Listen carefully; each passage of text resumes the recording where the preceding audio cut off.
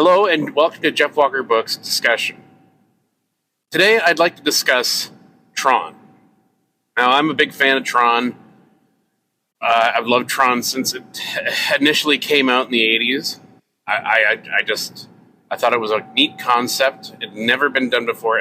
This was ambitious for Disney to make a film like this in that time period, and with just the emergence of computers and the graphics that they were making at that time.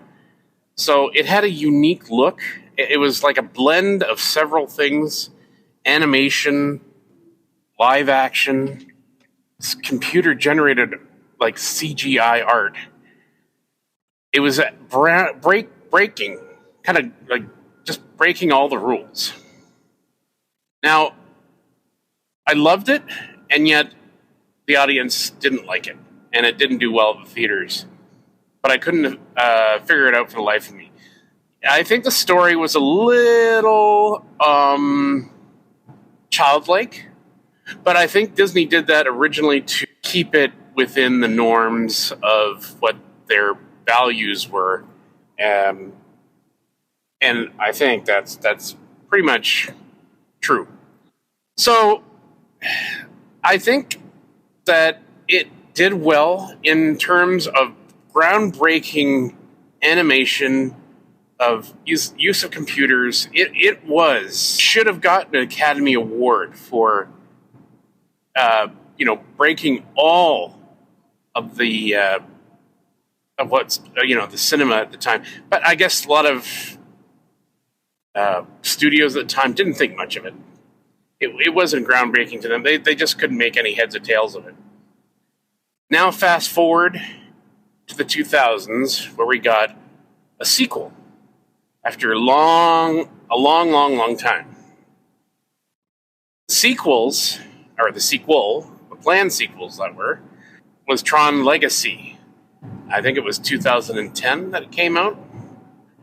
And when it came out in 2010, there was, I guess, a resurgence in TRON, the excitement. I know I was more interested to see where they would take TRON.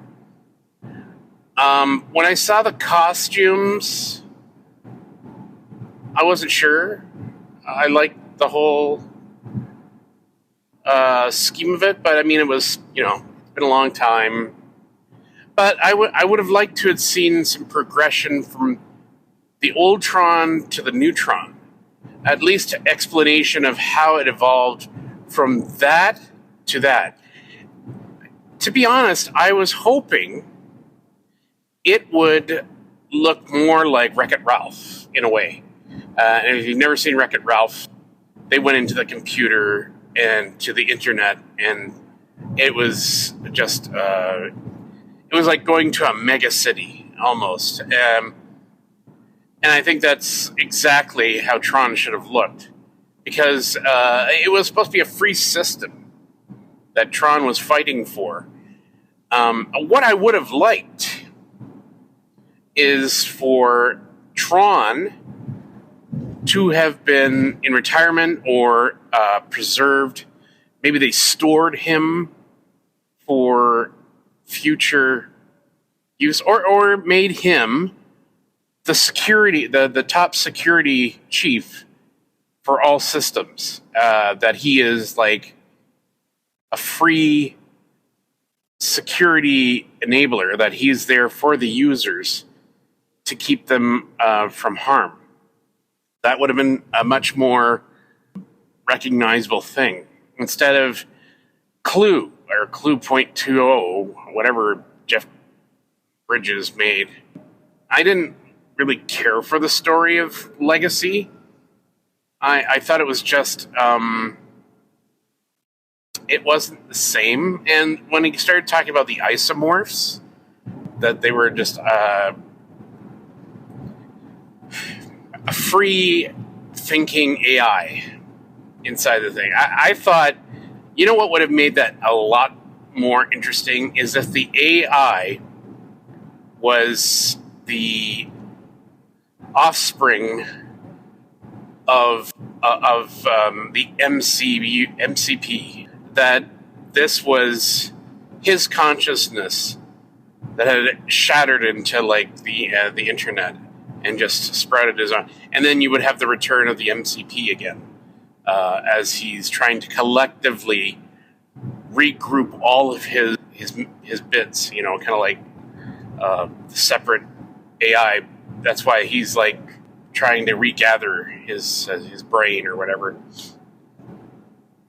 I think they could have gone into so many different ways, but I guess because Disney had high expectations and that they were on the cusp of losing the script, they had to give Disney something that was actionable, something that was stylistic.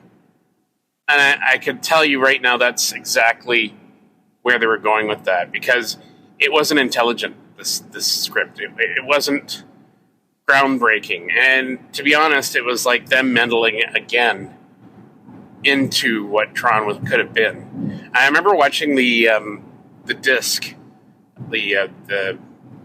of Tron with the commentary and like, the talking to the original creators and where they wanted the next Tron movie to go. And I thought, that would have made more sense to me. The look of them was similar, yet not. It wasn't like the one that we saw in the movie, that's for sure. The one that was in the anniversary disc set showed some artwork that, to me, seemed achievable. And honestly, I think they could have just gone all CGI. Now they can. But, I mean, when Tron: The Legacy came out, again, they were just starting to get into that whole deep fake face kind of thing. They were trying it with Jeff Bridges, and it just looked so bad. It really did. It stiffened his face. It just didn't look natural. I'm going to say that it just didn't work. They had Daft Punk playing the music for it, which was fine. It sounded very dated, unfortunately. I mean, I wish they had brought in somebody that creatively had more grandiose music ideas other than just like techno music. What I think of Legacy is it was a failed project. The Sam character, I don't know. I really wish that Box Lightner was the central figure of this movie, which he was not. His Tron character kind of got pushed aside. The whole movie is called Tron Legacy. I really wish that they had just focused on Tron. Now, if Bruce Boxleitner didn't want to do, or felt like his time was up, or, could have, helped Disney to say, okay, listen, I want another to take the place of me. All they had to do was call it an upgrade. That's it. That's all they had to do. Upgrade the character, boom. He's been replaced. And that's what I thought it would happen. I thought he would be brought back to help save the system. Instead, it was Jeff Bridges.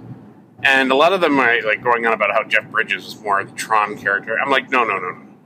He did not write Tron. It was Bruce Boxleitner's character that wrote Tron. And, it was part of Tron. And it bugged me that he was pushed aside as a side character.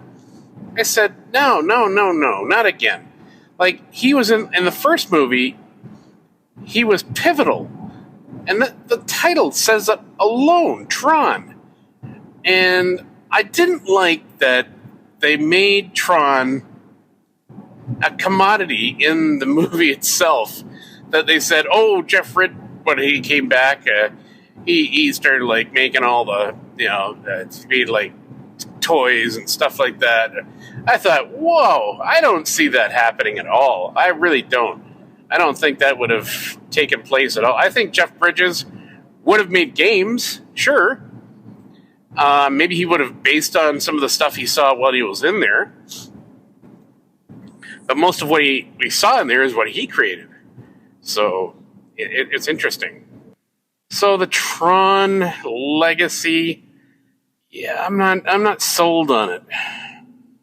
I heard that they want to make a new one. In fact, they are making a new one, another sequel, but with Jared Leto heading the project and being in the film, which I can only assume is that he's going to either be Tron or the next Tron, and that's fine with me. When the way that they ended the film, spoilers, if anybody's not seen the movie of the Tron Legacy, Tron fell to his demise, I'm guessing, into virtual water and drowned to the very bottom. I don't understand. Like, it's the internet. How can he? I guess he was just gone. I don't know. He suddenly remembered who he was and helped save Sam or Flynn, and then he just, he got blown up, and then he was in the water, and then he just went all the way down.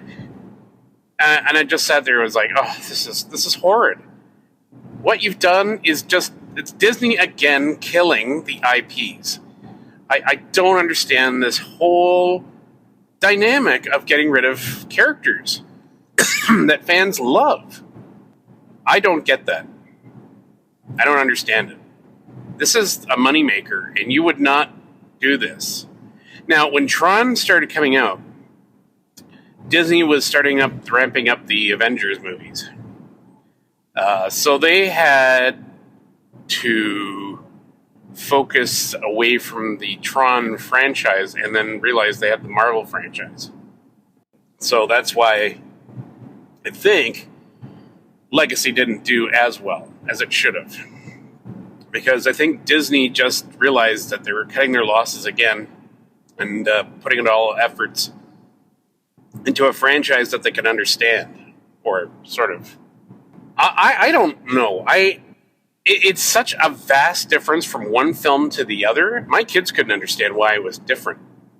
I showed them the original, and then I showed them the new one, which they liked more. And I said, well, they're at the generation of video game and fast-paced motion, so obviously.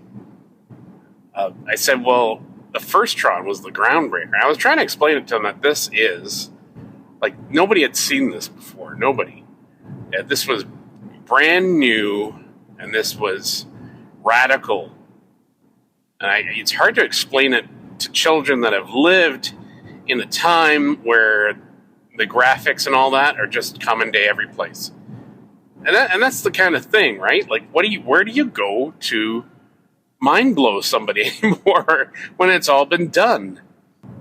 I don't want to say Avatar was mind blowing. It was grandiose and beautiful, but at the same time, it wasn't like I was used to it. I didn't think much of it because we've gotten through all this.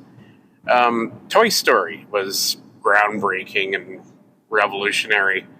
And by that time of Avatar, nobody batted an eye to it, really. I mean, other than that it was a strikingly beautiful-looking movie, I didn't find that it was all that revolutionary. It was just another movie.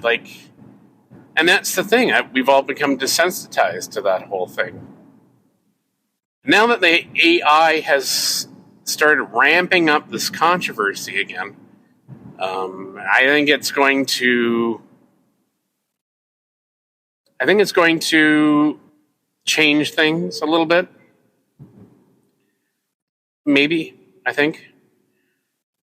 I don't know what's going to happen in the next Tron movie, if and when it comes out.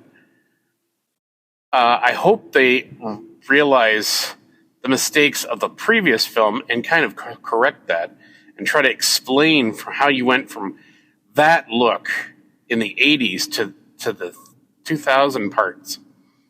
I would love to see that. I would love to see a transition, or an evolutionary fast track, kind of like showing how they progressed in their forms and uniforms in a time lapse almost, just so that we can see how it evolved.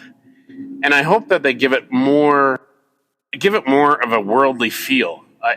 All the black, all the empty space, all the neon light. That's cool and everything, but at the same time, you see what's on the computers these days and what the movies can do. I'll take it one step further. If anybody remembers Reboot, the TV series, that was a computer-generated show, and they had a hell of a lot more going on in there than the Tron movie. In fact, I would say that Reboot was like the Tron sequel, to be honest with you. And the guys that worked on Reboot also had worked on Tron. They were a Canadian company that also helped to create some of the digital effects in Tron.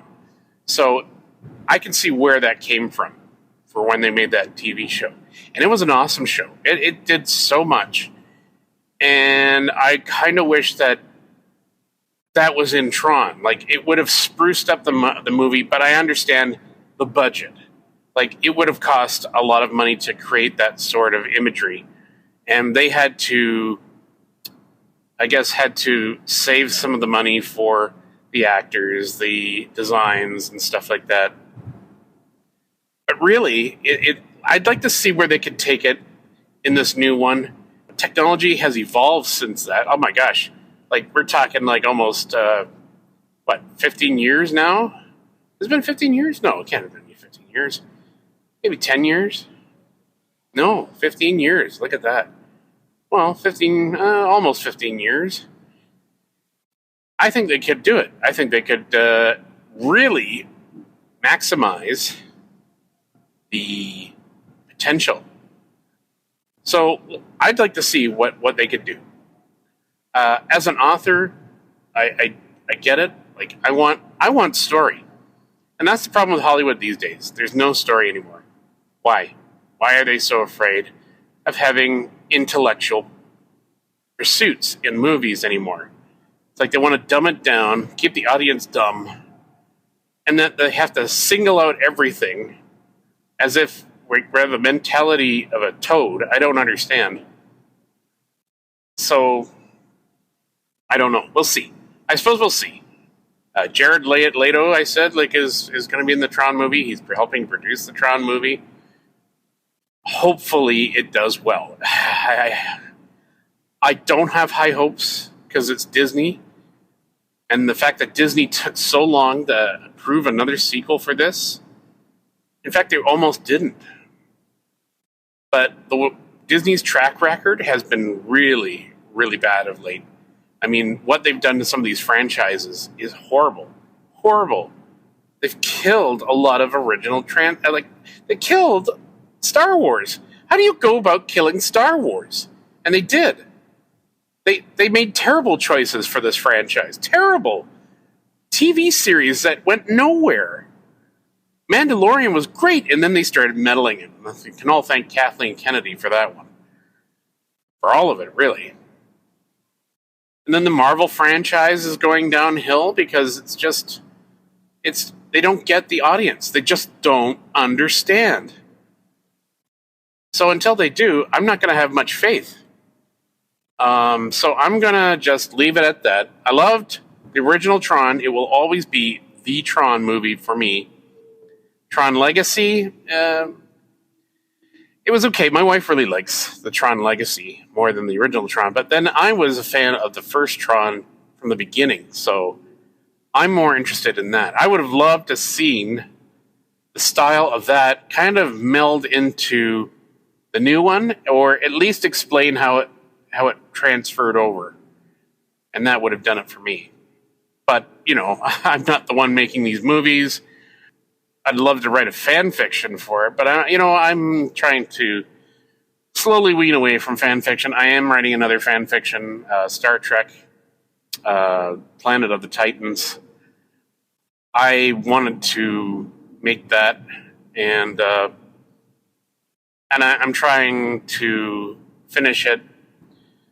I know I should be finishing my other books, and that's my mind. It gets sidetracked. I'm on to other things.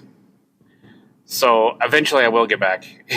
I'm a little back and forth all over the place. So don't expect that fan fiction to be done anytime soon.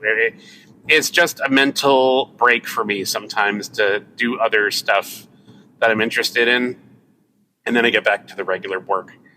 That's just how my brain works. But I will finish my original books. So take heed, everybody. Like it's.